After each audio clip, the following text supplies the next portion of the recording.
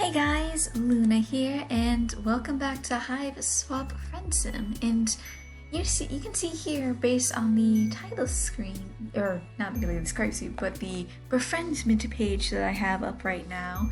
I wanted to show this off with how many friends you've just made so far. The only exception is that we have Stay Hydrated, you offered a friend a much needed nap, and Mic Drop, you've listened to a very one-sided rap battle, is a duplicate for our good old music bronzed friends that we acquainted. We only have a handful of friends left that we need to make. We have VIP befriend Marvis, and then Marvis appears twice, and then for the very last one, Valid, stick with an old friend over a new one, and Fangs for the memories, befriend Lankoyu.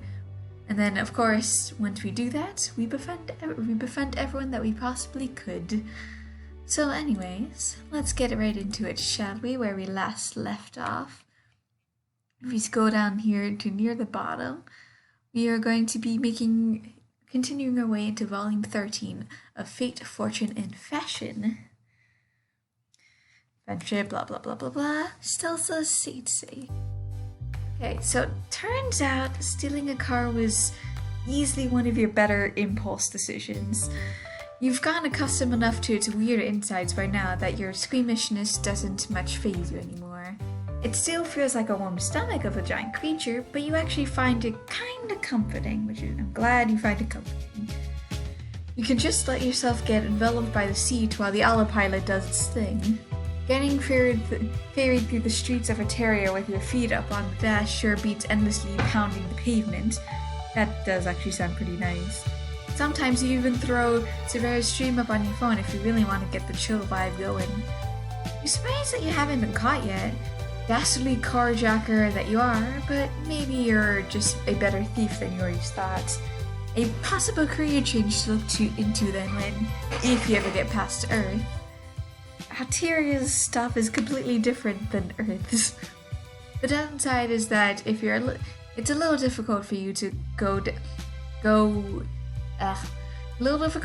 further your goal of gathering even more friendship from the inside of the vehicle, so you pack this crocodile body and expose yourself to the menaces of the outside world once more. I'd rather just stay inside the car. You're in what looks like some sort of residential neighborhood. It isn't as nice as the Blue Blood neighborhoods as you've seen, but it's still nice enough for the most of the apartment complexes to have imposing locked door front gates and security drones. It's something. But of course, you can't take a leisurely stroll on Arteria without something terrible happening. You aren't even out for very long before it starts raining. Damn, and fuck. You ditched the umbrella Terran had given you since it's as heavy as a goddamn club, and now you're super regretting it. Running for shelter is all you can do, so you make a mad dash for one of the building awnings, huddling uncomfortably underneath it. At least there's the awning. The rain doesn't let up. You'll have to move soon. The security drones are beginning to look like they're planning to take a few shots at you for loitering. You need to make a decision and fast.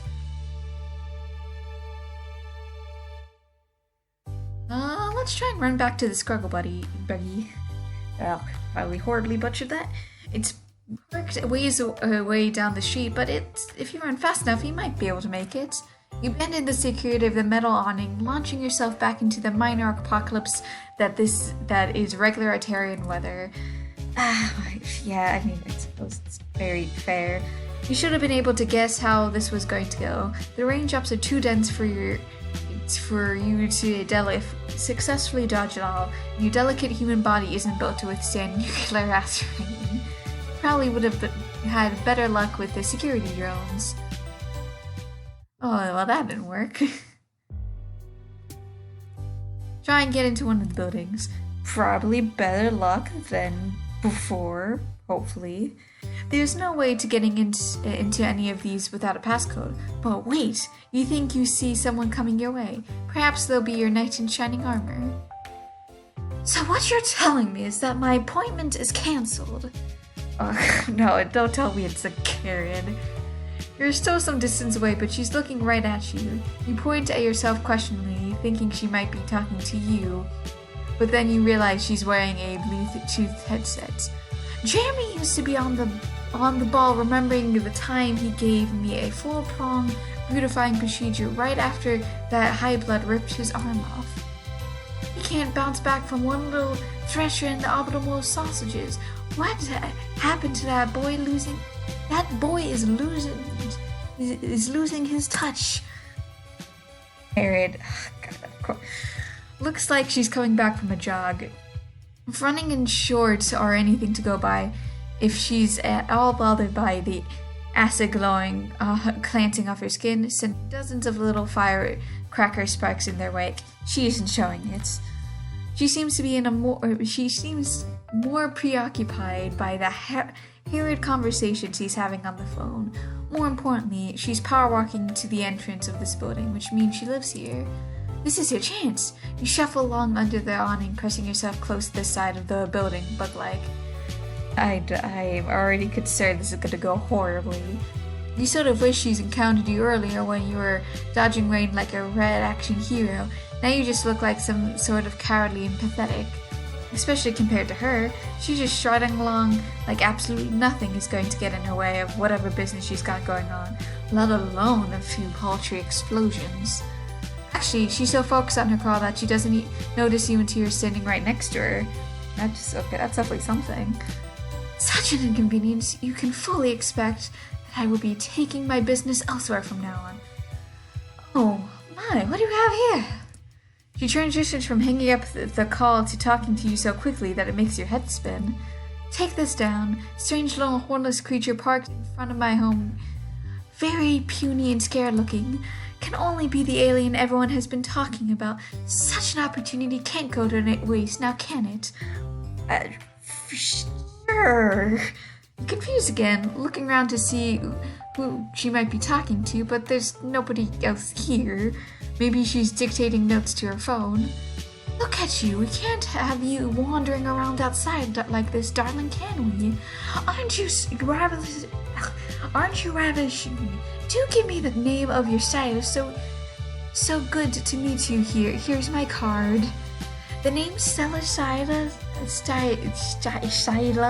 auditor terrorizer in training for the Arterian Empire. Nice to meet you. Let's walk and talk. Blah, blah, blah, blah, blah. You didn't realize that borrowed hoodie was that impressive of a look, but okay. She produces a business card with one hand and inputs some numbers into a panel with the other. You take the card. It's a struggle to process what she's saying, respond to her questions, and introduce yourself, all while experiencing their verbal equivalents of getting hit by a truck. How is it possible to talk so fast without taking a breath? You can barely get a word in edgewise. Stella continues chattering along as she steps inside and waves for you to follow into the apartment building elevator. You do. Sure, let's just go with the flow, I suppose. So tell me, do you run any business on your planet? If you do, I would be more than happy to offer my services. They are very efficient and affordable, I can assure you. All your legal and financial documents will be checked over in no time. I'll make sure everything is running up tip-top shape. I am so happy to run into you. Ever since Zizi told me she met you, I've been asking her to introduce me. I need to write down, she knows Zizi. I have to double check the name, but you know.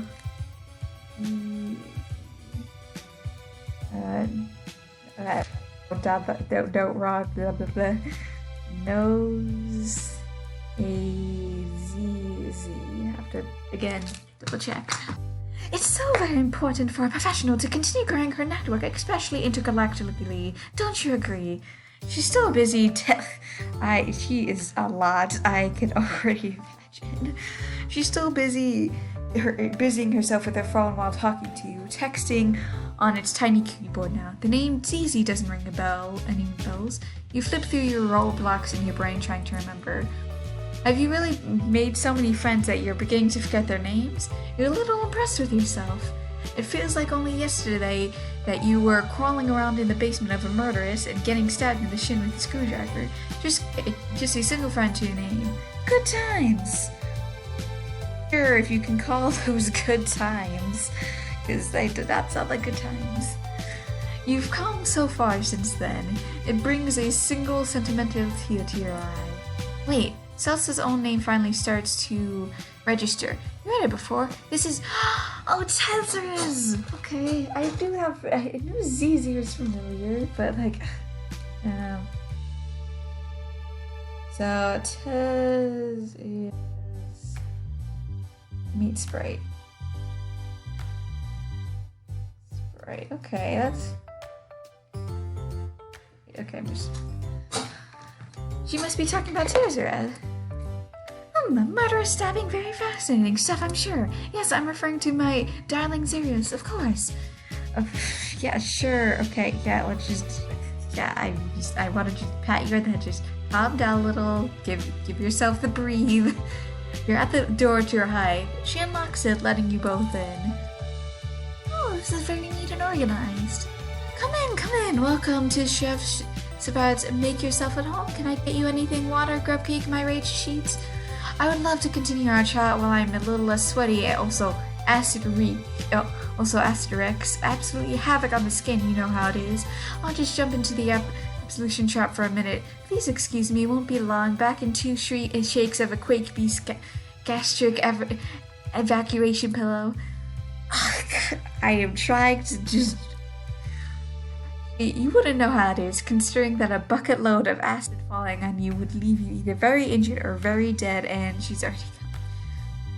My brain works too fast for the rest of my body, and that just is so hard. You're a little relieved. It's not that Sela isn't friendly. She's pretty friendly. She just approaches friendship in a way that makes you feel a little like a line on her to-do list that she's in a hurry to check off. Or, well, she seems like she wants you as some sort of war contact, not a friend, but that's okay. You worn many hats in the pursuit of friendship. Clown cultist, impromptu shoe shaper, murder accomplice, business associate is one of the tame ones on the list. That is certainly true. And sometimes I think that's probably better. Now that you no longer have to keep up with her mile-a-minute conversation, you can take a proper look around her hive, which is probably for the best, because huzzah! You're not sure what's more perturbing, the sheer amount of pink that's accosting your eyeballs. There's not that much pink, I guess it's just a wallpaper you're talking about? Or the fact that everything is painstakingly organized that is making a little uncomfortable. It's like you merely stand here disrupting the careful order of the room. Sometimes it's for the best, buddy. Sometimes it's for the best. Her shelves are crammed full of books, all neatly arranged according to topic, with each topic displayed on a little label on each shelf.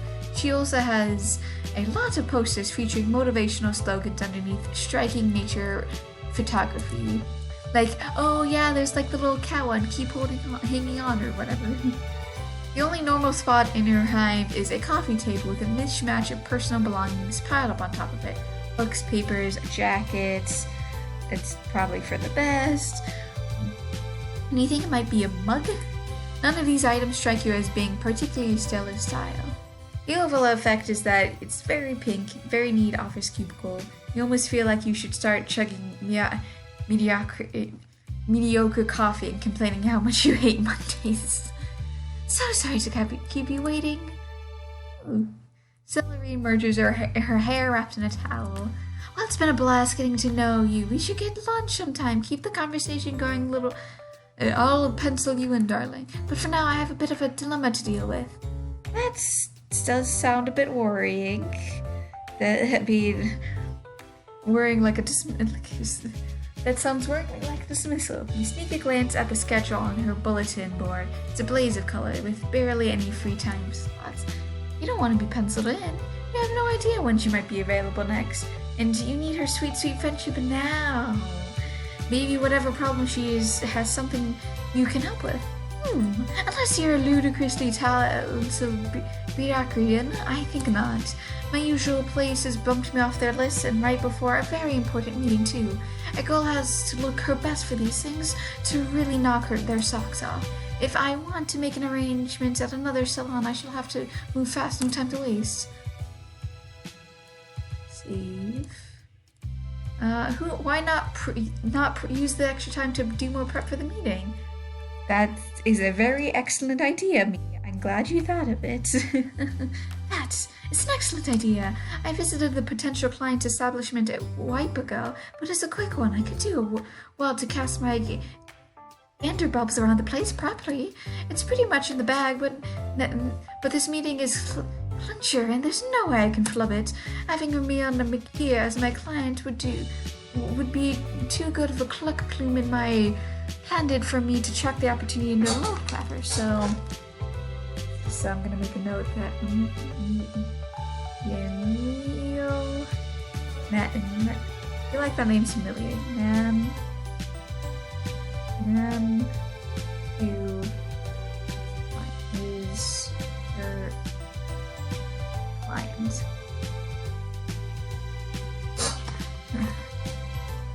Remele? You totally know her. How about that? Yes, I would hope you do, darling. She's only been splashed all over the papers lately with that stunt of hers. Buying out her competitor like that, I've never heard the likes of before. That is technically true, I suppose. She's flitting around her hive as she speaks, nipping into what you assume is her bedroom to blow her hair dry before shuffling some papers into her handbag. I love that outfit. That outfit's adorable. You tail her as best you can, feeling a bit like a pet cat underfoot who's threatening to trip her at every turn. Maintaining a career as a successful yet relatively avant-garde artist is very difficult to assuming ownership of and managing a museum, and yet she has made a... Oh, sounds like Remele has been busy since the last time you saw her. You clarified that Remele is a friend of yours, actually. Stella stops in her tracks. Really? Why didn't you say so in the first place? You should have come with me. Getting the 411 on Remele from a friend of hers could really give me a front up. What do you say? You're not sure that there's much you can tell the Stelsa, because, after all, Remele, you're pretty sure Remele doesn't want any auditor in training, or, anyone really knowing that she's an art thief. But why not? There's some stray info about Remele knocking around the noggin that might... Marvelous! Come on, you can tell me on the way. She takes your hand and pulls you out the door. I feel like this is just going to be a complete chaotic mess. You offer Stella a ride in your totally non-stolen squirtle buggy. It's still raining, but she shields you both with an umbrella that's almost as big as you are as you walk to where it's parked. You get in and put some tunes on for the road and head off. Once you're on your way, you admit to Stelsa that most of you and Remele's conversation just involve her bouncing ideas off of you for her webcomic, but you're still happy to answer any questions you might have about Remele's overall deal. You're expecting her to be disappointed, but her eyes practically light up. What a privilege! To be completely truthful, I'm quite a fan. I have been following her webcomic for a while. She admits this kind of sheepishly. Does she think that liking comics is embarrassing? Of course not! Okay, maybe a little. It seems irresponsible to spend time on something as flippant as a comic on the internet when I have so much other business to attend to. Lots of irons in the fire over here, achievements don't achieve themselves, I'm the same exact way. I completely understand you. Too many irons on the fire. Maybe, but hobbies and downtime are important too. You never feel more rested than after you've let yourself do absolutely nothing but enjoy a good comic. What? She looks like... No, rest? Oh, I always make sure to get enough. Repercussion every day. No concerns there, to be sure. Fret, this is just... What you're talking about is a bit different from getting enough sleep, but you try a different tack. Why is she taking this job with Remele anyway? Isn't she busy enough with her training? Well, sure, I have that internship with the Altarian government as well, but there can never be enough experience under one's belt. You're beginning to see what the problem is. You get the feeling that Stella might be a bit of a workaholic, just vaguely. Has she ever considered... You're so involved in trying to convince Stella of the merits of getting her to chill on that until you don't realize there's anything wrong. Not until the Stelsa lets out a screech that almost bursts your eardrums. Fiddlesticks, we can't go this way. There's road work happening here. The scudder buggy may be operating with an outdated map. Switch it to manual and turn us around quick. Oh no, that does not sound like it's good. The road worked Stelsa is referring to as a bridge with a do not enter sign hastily put up. Beyond the sign, the bridge is prepped with an enormous holes. Looks like some look big enough for an entire car to fall through easily. What are you waiting for? Hurry! Well, there's one small problem. You can't drive. Oh, fudge nuggets! Stelsa presses a few buttons, switching it to the controls manual. You grab the wheel, turning it wildly. Your only goal to make sure that you don't drive it into the death bridge. You should have probably paid attention to the steep slope curving away from the road. This is going to be a complete disaster. You both lull as the scuttlebuddy maroons down at full tilt. Miraculously, it doesn't tip, but it does slam into the power line, sending the two of you lurching forward. If it wasn't for the unnerving lung-like airbags and inflate in front of you, you would have shot out the front window. Anxiously, you ask Stelsa if she's okay. Stelsa doesn't seem too concerned about whether she's injured or not. She's making a futile attempt to push the airbags out of the way so she can get out of the car. There's no way we'll be able to make it There's no way we'll make it to my meeting on time now, and I look like an absolute mess. She's right. Her hair, which was all gentle soft tops before, is sticking up in all directions, and her glasses have smashed in the collision. Why did I think this was a good idea? I should have just walked. Thanks for nothing. No, I was trying to be helpful. I'm sorry. The car might have survived the crash, but if Stelsa's cranky expression is anything to go by, your budding friendship with her wasn't as lucky. Aww, I'm sorry. Who needs a beautiful kind when you're around? I am out of breath just talking at her. You have absolutely no professional beauty experience, but Sezyat did give you that crash course in crafting great looks. Stelsa is probably after a vibe that is a little less moisture wave, but you're sure you can whip up something up. You tell her that you can help her get ready instead, right here in her eye. Ooh, how nice of you. I've never had a house call before. Let's do this. She leads you into the next room, rubbing her hair dry as she goes. There's a Repacoon in one corner and a vanity in the other. That's definitely going to be hard to please her, probably. With an array of poufrons, brushes, and other mysterious implements spread out on the surface. Some of them are disturbingly pointy. Oh well, you're sure you'll be able to figure out what they're all for once you start using them? Stelsa starts taking a seat in the chair in front of the vanity, folding her hands primly on her lap. Sorry, darling, what do you think we should do first? It's all up to you. Not this again. Why are you making the decisions around here? What you wouldn't give to be able to foster your life choices off on random people you've just met. That is very true. It would be refreshing. Save. You know what? Let's style hair. The first order of business should be drying stylus hair. You pick up a funnel-shaped doohickey that looks like it might be a hairdryer, fumbling around for a button. There isn't one, but you manage to turn it on by giving it a good squeeze. The mouth of the funnel opens wide, emitting a hot blast of air along the Porcella animalio. You think it might actually see teeth inside? Just don't think about it too much. That's the best you can do when it comes to literally anything Altarian gadget. That's probably for the best. Thankfully, the noise soon fades to a low hum. Here, use this. Stelsa passes you a piece of thorny bramble. Looks cool, but when you begin brushing Stella's head, she sighs happily. Interesting being in this position for once. When Tyzias is over, usually I'm the one doing this. I'm trying to imagine Tyzias letting someone give her a sweet dew. Even when it's her girlfriend in question, you have a hard time picturing it. Stelsa laughed. She is a surprisingly pretty musical laugh. No, my dear Zizi isn't one for involved in beauty rituals. She usually doesn't let me do more than just brush it, but it's still relaxing. Sliding the brush through stylus hair is pretty relaxing. You allow yourself to zen out for a moment before shaking yourself out of it, passing around for something to talk about. That's what good hairdressers do, right? Strike up casual conversations? Yes, that is usually something that happens. Your eyes fall on an open book sitting on the table. It's the only object that there doesn't have anything to do with hair care or beauty, so it stands out like a sore thumb. Just like the items on the coffee table, it's strewn too haphazardly to look like it belongs to Stelsa. You see some of the tabs Tyzias was using on the notes of her group project. And if you look even closer, you can catch the words revolt and history in the same letter. That's actually pretty interesting. Oh, God, right as Tyzias' mate sprite Stelsa has probably big plans for dismantling the system from the inside too after she becomes an auditor. You remark that you think it's really cool what she and Stelsa are doing. Might be scary to stick to the man like that, but someone has to do it. Okay, it's not exactly like conversation, but talking to Stelsa about this has been so enlightening. If sad, you'd be really bonded over it. Maybe you'll be able to bond with Stelsa the same way.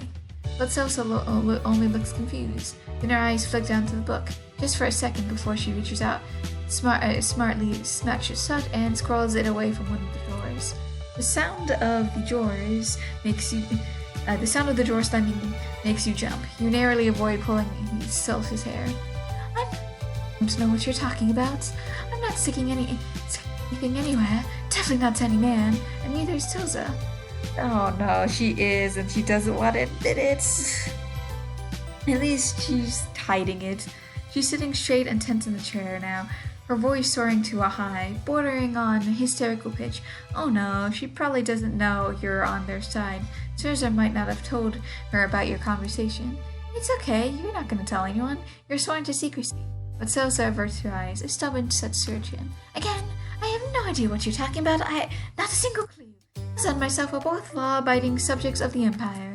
We don't dabble in such foolish things as sympathizing with rebels. What would that possibly accomplish? She wrings her hands distractedly. Yes, you do care. That's why it's so dear. We do things the way we do on a Terra for a reason, darling. Without the hemispectrum and the roles we each need to play and why, the world would be plunged into complete chaos. Can you even imagine? Trolls running around not knowing which way is up and doing whatever they please. No one to tell them what their place in the world is. She goes in from hand-wiggling to gesticulating wildly, almost knocking a few rows of jars off the table, positively frantic at the prospect of a social tale breakdown. It's better for everyone this way. I truly believe that. Oh no, everything's okay, darling. Everything's okay. You're beginning to realize that you might have to put your foot in your mouth just a little bit. Stuff a toe or two in that blob of yours, maybe. She sounds way too earnest for this to be a cover-up. Could it possibly be that Stelsa really does side with what Tyzias called her the condescends, and that she doesn't know about Tyzias' underground research after all? But the book was right there. Oh God, everything's okay. Just take a deep breath and everything will be alright. You're so confused. Talking about this is clearly distressing Stelsa though, so you drop it, focusing on fishing up her hair instead. It's pretty soft now that it's dry. You're not sure you sided it correctly, but she seems pleased. Great work, nice, fantastic, you did an excellent job. She's not happy. You glow at the praise. You say thanks, but she's already passing you a bottle of nail polish. She really wants you to go up all the way, huh? You twist it open and get to work. You're too focused on not smudging the teal color over the statuary points of her claws to talk, but Stelsa breaks the silence. I have a question for you. You nod, sticking your tongue out to concentrate. So I have this acquaintance. Okay, this is the most tentative you've heard her so far. You're unsure her vocal cords were capable of that. They're in a quadrant with someone who harbors views most would consider subversive, if not outright treacherous. She's talking about herself. She's obviously talking about herself and Tyzias, but you don't want to point that out in case she gets upset again, so you just nod along thoughtfully. She didn't always. The mage sprite, I mean. It'll blow over at some point. She must just be going through a difficult phase, but in the meantime, she could go into so much trouble.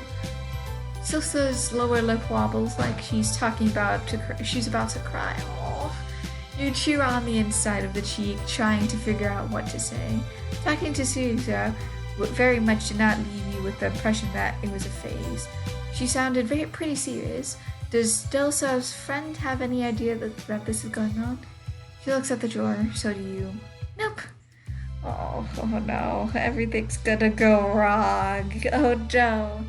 You resist the urge to massage your temples. No idea at all. Absolutely not.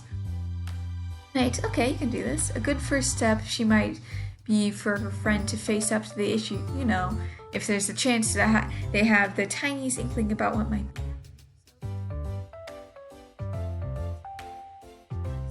Open discussion probably helps with relationship problems quite a bit. Plus, you ruminate about yourself. Zizi, the more you think about it, the less it seems that Tyzias leaving her controversial book out like that was an accident, but it was right in front of Stelsa's chair after all. Maybe Tyzias wanted Stelsa to see it.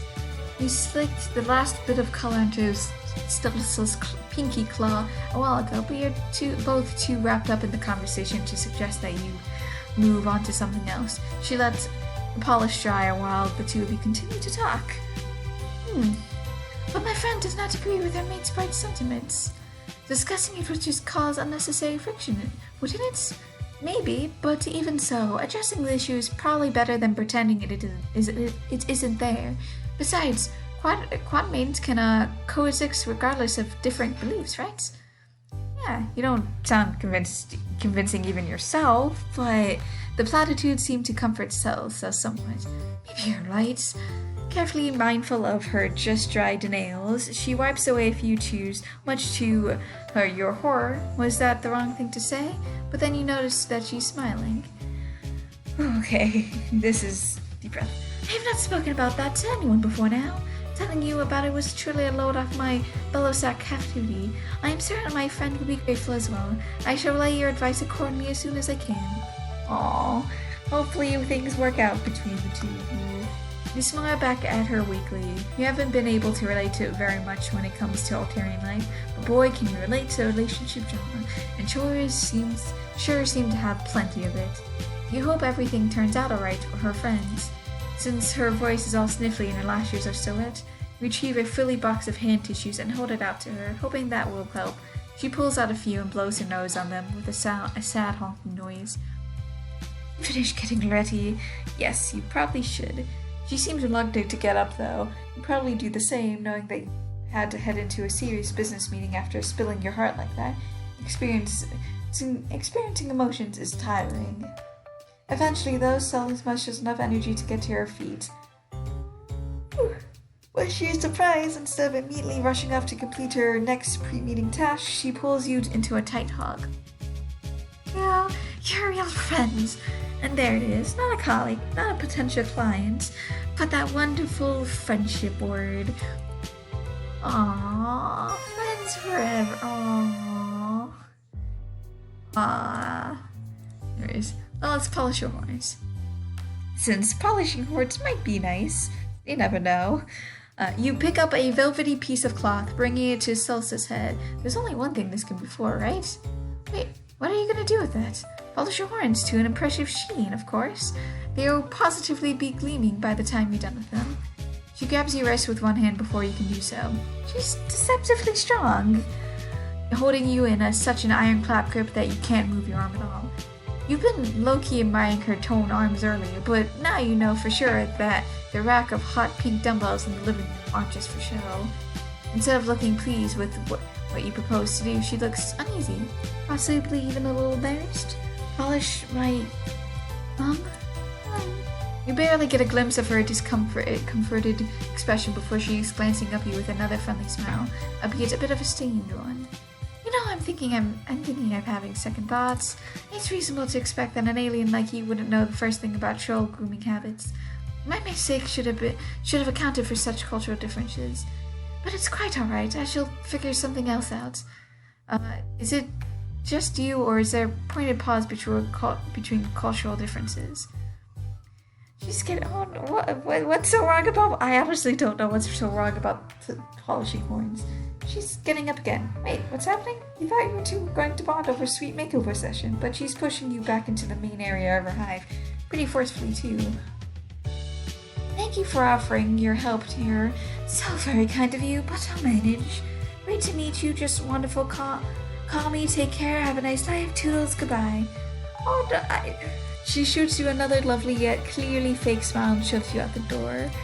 You'll be able to wait out of the rain just fine in this hallway, but being spread out on your hands on Stelsa's welcome mat all by your lonesome just isn't the same as hanging out with a new friends. I feel so bad.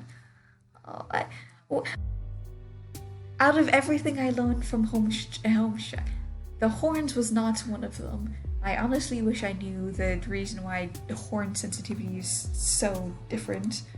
Anyways, I hope you guys have a good day, night, week, month of your lives, and may the stars forever guide your path, wherever it might lead you into the future. Bye-bye.